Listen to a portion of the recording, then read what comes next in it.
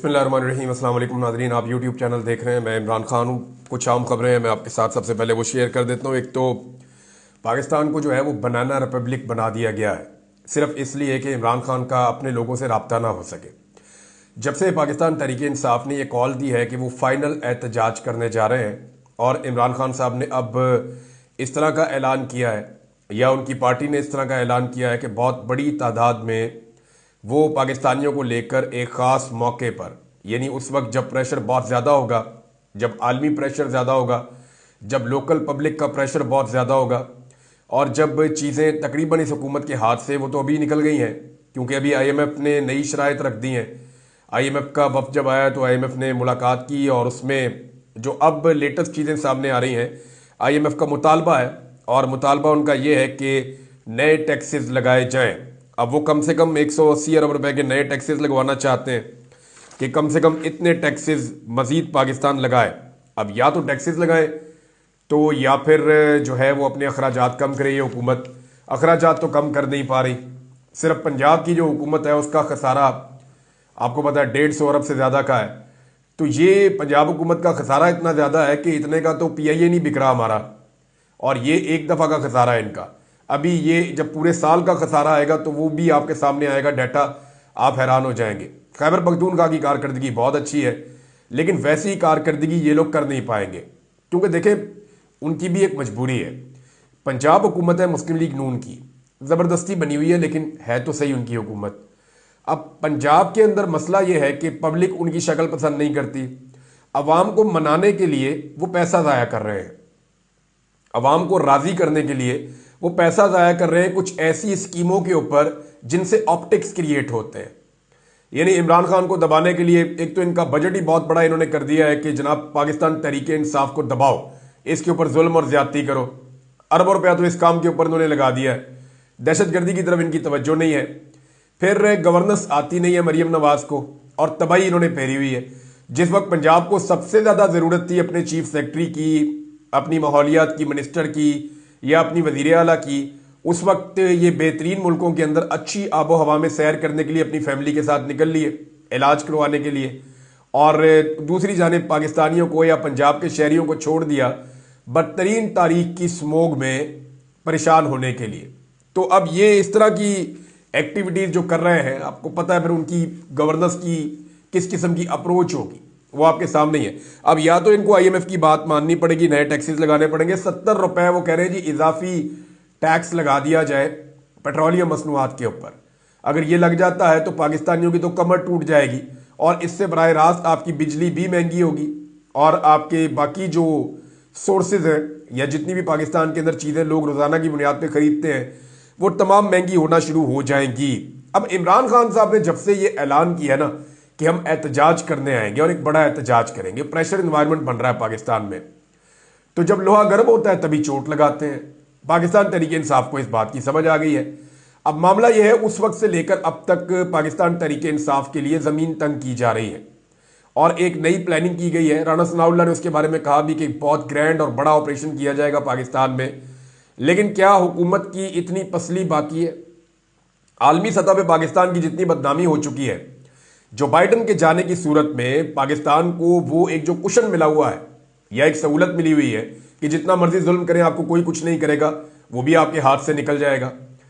तो इमरान खान साहब ने बेहतर वक्त का तयन किया है। अनाउंसमेंट तो इसी महीने होगी, एहतजाज कब होगा ये एक बड़ा सवाल है।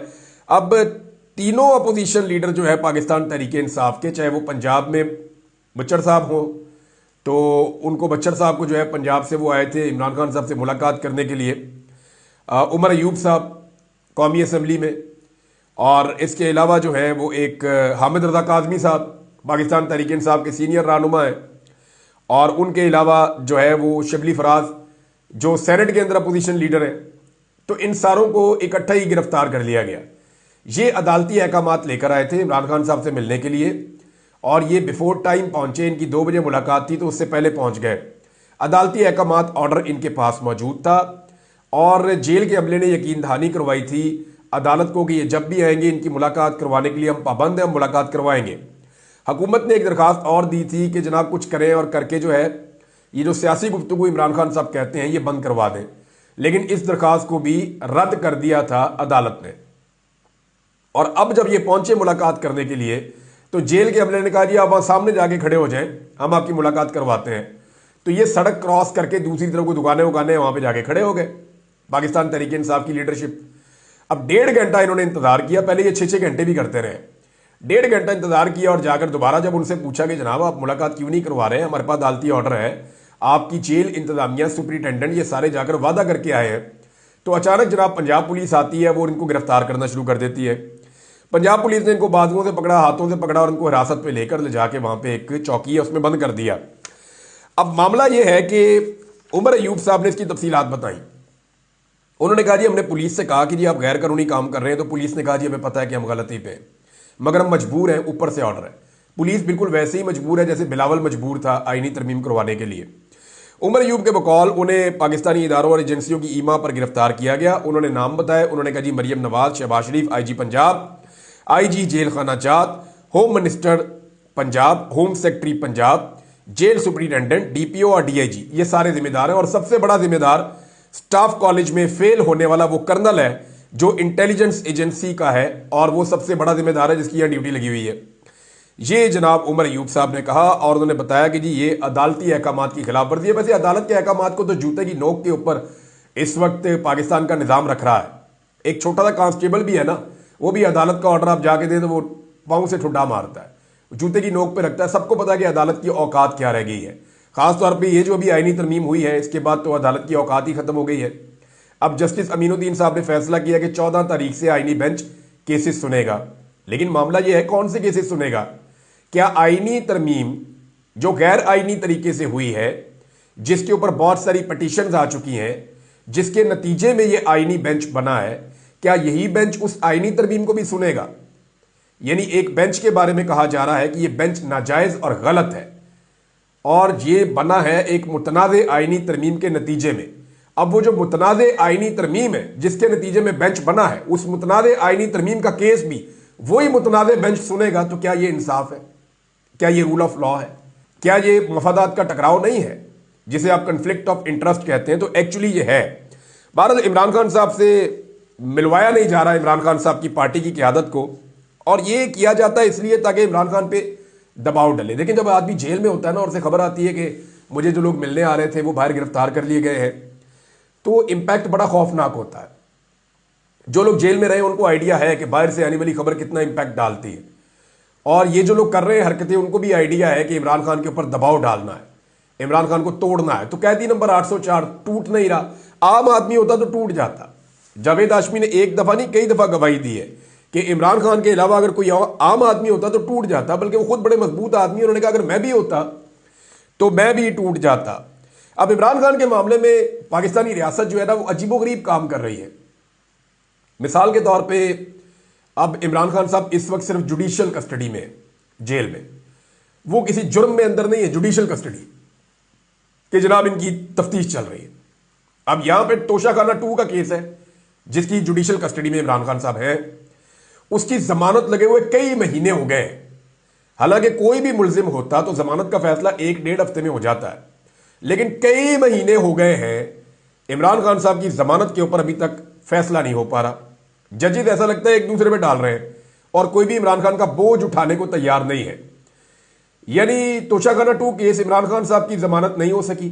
FIA के special prosecutor Islamabad high court में पहुंचे ही नहीं, मामला 20 नवंबर पर चला गया। यानी अब यह जमानत वाला मामला जो है 20 नवंबर पर गया।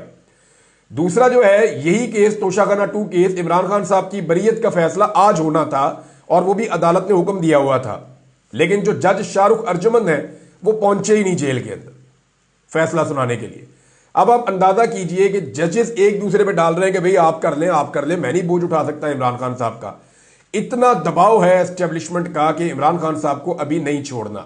और दबाव का अंदाजा आप यहां से भी लगा लें कि इमरान खान साहब को जो लोग मिलने जाते हैं उन्हें भी मुलाकात से रोकने के लिए किस किस्म के हथकंडे अपनाए जा रहे हैं। सलमान अकरम राजा साहब ने एक वार्निंग टाइप की चीज जारी की है। वो ये कह रहे हैं, एस्टेब्लिशमेंट को उनका पैगाम है, वो ये कहते हैं कि हम उन्हें कहते हैं कि अपनी आईनी हुदूद में रहो, रियासत में गालिब होना छोड़ दो, अदलिया को मगलूब ना करो, वोट चोरी करना छोड़ दो, मुआशरे में झूठ फैलाना छोड़ दो। अगर मानते हैं तो ठीक है, बसूरत दीगर ये सारे कह रहे हैं कि सड़कों के ऊपर फैसला होगा, एहतजाज किया जाएगा। मुस्तफा नवाज खोखर ने भी मिलता जुलता स्टेटमेंट दिया है एस्टेब्लिशमेंट के हवाले से, और उन्होंने जो बात की है उनकी बात में एक नुक्ता नज़र से काफ़ी वजन है। उन्होंने कहा कि एस्टेब्लिशमेंट के बस की बात नहीं रही कि अब वो 25 करोड़ अवाम के इस मुल्क को चला सकें। रियासत को अपना तशख्खुस सिक्योरिटी स्टेट से बदलना पड़ेगा। अफगानिस्तान में जंग खत्म हो चुकी है, मुफ्त के डॉलर्स आना बंद हो चुके हैं। ऐसी बात फवाद चौधरी साहब ने भी की है कि जनाब अब रियासत को, एस्टेब्लिशमेंट को सोचना पड़ेगा कि वो सारे लोगों को कंट्रोल नहीं कर सकते। ये मुमकिन नहीं है कि आप हर बंदे के पीछे एक बंदूक लगा दें, ऐसा हो नहीं सकता। ये धक्केशाही के साथ मुल्क चलेगा नहीं, आपको मुल्क को सीधे तरीके से और सही तरीके से चलाना पड़ेगा। एक नाज़रीन बहुत बड़ी खबर है, और वो खबर है अमेरिका से रिलेटेड। अमेरिका ने जो 2 लोग लगाए हैं, कौमी सलामती के मुशीर और वजीर खारजा, इन 2 ओहदों के लिए जिन लोगों को चुना है उनको लेकर मौजूदा हुकूमत बहुत परेशान है। और सिर्फ मौजूदा हुकूमत परेशान नहीं है, और भी बहुत सारी चीज़ें हैं। मैं इन दोनों लोगों के बारे में तफसीलात इकट्ठी करके अगले वीलॉग में आपको बताऊंगा, क्योंकि जुल्मे खलीलदाद ने भी एक आर्टिकल शेयर किया है और सब ये कह रहे हैं कि डोनाल्ड ट्रंप के सदर बनने से पहले पहले पाकिस्तान के अंदर जो रजीम इस वक्त मौजूद है वो अपनी जुल्म और ज्यादतियां और नाइंसाफियां बंद कर दे, इमरान खान साहब को और सियासी कैदियों को छोड़ दे, वरना जो बाइडन के जाने के बाद इनके लिए सूरत हाल मुश्किल हो जाएगी। अब ये उनका एनालिसिस है गोरों का, तो उनका जो एनालिसिस है वो मैं आप तक पहुंचा दूंगा। और ये 2 लोग कौन है और ये कैसे प्रॉब्लम क्रिएट कर सकते हैं, क्योंकि इनमें से एक के बारे में तो बड़ा क्लियर है कि वो फौज का बड़ा दुश्मन है। वो ये कहता है कि डिक्टेटरशिप नहीं होनी चाहिए, और उसके क्या अफकार हैं। अब सारी चीजें एक आदमी में अच्छी नहीं हो सकती, अलग सोच के लोग हैं, लेकिन पाकिस्तान पे इंपैक्ट क्या आने वाला है इसके ऊपर एक वीलॉग करेंगे, थोड़ी देर के बाद मैं आपको बताऊंगा। लेकिन जो जरताज गुल वजीर साहबा हैं और शेख वक्कास अकरम साहब हैं, ये दोनों सोशल मीडिया के हक में बोल पड़े हैं। इन दोनों ने क्या कहा मैं आपको बता दूं। शेर अफजल मरवत साहब ने यह कहा था कि इस सोशल मीडिया के लोगों की वजह से पाकिस्तान तहरीक इंसाफ को सजा मिलती है। मेरे ख्याल में वो भी क्लैरिफिकेशन देंगे कि उन्होंने किन लोगों के बारे में कहा। सारे सोशल मीडिया को आप टारगेट नहीं कर सकते। गाली देना बुरी बात है, लेकिन यह कहना कि इद्दत का केस गाली की वजह से बना है, नहीं, ये नहीं। इद्दत का केस बेशर्मी, बेगैरती और ढिठाई की वजह से बना है। इद्दत का केस इसलिए बनाया गया ताकि इमरान खान साहब को इलेक्शन में डैमेज किया जा सके। ये जितना जुल्म और ज्यादती पाकिस्तान में हुई है, ये किसी चीज का रद्द अमल नहीं है। ये किसी चीज का रद्द अमल नहीं है, किसी जुल्म और ज्यादती का रद्द अमल नहीं है। इस तरह तो कल आप कहेंगे कि 9 मई के रद्द अमल में ये सारा कुछ हुआ जो कुछ भी पाकिस्तान में हुआ। ये 9 मई से पहले फिर कौन मार कुटाई कर रहा था? 9 मई से पहले क्यों लोगों को गिरफ्तार किया जा रहा था? 9 मई से पहले जुल्म और ज्यादती क्यों हो रही थी? ये सब कुछ भी आपको सोचना पड़ेगा ना। अरशद शरीफ जो है वो पाकिस्तान से कब गए थे? 9 मई से पहले गए थे। तो 9 मई के बारे में तो इमरान खान साहब खुद कहते हैं कि हमें टारगेट किया गया है, और एक फॉल्स फ्लैग ऑपरेशन वो इसको करार देते हैं जब तक कि कोई जुडिशियल इंक्वायरी इसके ऊपर नहीं होती और फुटेज सामने नहीं आ जाती। बहरहाल जरताज गुल वजीर साहब कह रही हैं कि सोशल मीडिया ने हमें 8 फरवरी का इलेक्शन जितवाने में बड़ा किरदार अदा किया। लोगों तक हमारे इंतखाबी निशान सोशल मीडिया ने पहुंचाए। आज पार्लियामेंट में हम इमरान खान और सोशल मीडिया की वजह से हैं, वरना हम तो अपने हलकों में भी नहीं जा सकते थे, हमें हिरासत में लिया जाता था। देखिए, ये वो खातून कह रही हैं जो वाकई अपने हलके में गई थी अपनी जान खतरे में डाल के। मैं बहुत सारे पाकिस्तान तहरीक इंसाफ के तुर्रम खान लोगों को जानता हूं जो अपने हलके में बाहर निकलते हुए डरते थे। पब्लिक उन्हें कॉल्स करती थी कि खुफिया डेरे पे आ जाए, मुलाकात कर लें, मिलते ही नहीं थे किसी को। बस हर एक को टेलीफोन के ऊपर कहते थे कि जनाब आप हमें वोट डलवा दें, आप मेहरबानी करें, हमारा ये इंतखाबी निशान है, आप इमरान खान के नाम पे हमें वोट डलवा दें। ज्यादातर लोग ऐसे करते थे। लेकिन ये जरताज गुल वजीर को मैंने खुद देखा, इन्होंने अपनी जान जोखिम में डाल के अपने हलके में ना सिर्फ गई बल्कि खतरात के बावजूद वहां पे इलेक्शन लड़ा। अब वो खातून भी कह रही है कि सोशल मीडिया इतना तगड़ा था, और नखरे वो लोग कर रहे हैं जो अपने हलके में निकलने की औकात नहीं रखते थे। बहुत सारे ऐसे लोग हैं। और नॉर्मली मैं ये देख रहा हूं कि पाकिस्तान तहरीक इंसाफ में इस वक्त सोशल मीडिया के ऊपर जो लोग अटैक कर रहे हैं, ये वो लोग हैं जो इस सिस्टम के इस वक्त बेनिफिशियरी है, या इस वक्त कंफर्टेबल पोजीशन में या सिचुएशन में। यानी जिन लोगों का इस वक्त दाव लगा हुआ है ना, या जो लोग इस वक्त जरा खुश हैं, खुशहाल हैं, और उन्हें कोई ज्यादा प्रॉब्लम नहीं आ रही, अच्छा नाम बन गया है, अच्छी नौकरी मिल गई है, अच्छा काम चल रहा है, इस स्टेटस में वो हैप्पी है, उनकी फैमिली खुश है, वो लोग सोशल मीडिया के ऊपर अटैक कर रहे हैं। हालांकि जितनी कुर्बानी पाकिस्तान तहरीक इंसाफ के लिए सोशल मीडिया ने दी है, उतनी कुर्बानी मेरा ख्याल नहीं है कि किसी और ने इस वक्त पाकिस्तान में दी है। शहबाज शरीफ साहब के साथ नाजरीन एक के बाद एक ज्यादती हो रही है। वो जब भी बेचारे ट्वीट करते हैं वीपीएन लगा के, मियाँ साहब छुप छुप के बेचारे वीपीएन लगा के ट्वीट करते हैं। वो जैसे ही ट्वीट करते हैं उनको कम्युनिटी नोट लग जाता है। उन्होंने पहले ट्रंप को मुबारकबाद दी, लोगों ने ऐसी तैसी फेर दी, उनको कम्युनिटी नोट लग गया। कम्युनिटी नोट बहुत बड़ी बेइज्जती है, बंदे की इज्जत नहीं रहती सोशल मीडिया के इस प्लेटफॉर्म के ऊपर। तो शहबाज शरीफ साहब को यानी लग जाए ना कम्युनिटी नोट, कोई बात नहीं, किसी को 10 ट्वीट किए एक पे लग जाए, 20 ट्वीट किए चलो एक पे लग जाए, 5 ट्वीट किए चलो एक पे लग जाए। शहबाज शरीफ के हर ट्वीट के ऊपर कम्युनिटी नोट लग जाता है। इतनी बुरी हालत है इनकी इस वक्त। यानी अब इन्होंने ट्वीट किया, डोनाल्ड ट्रंप को मुबारकबाद दी, नीचे टका के कम्युनिटी नोट लग गया।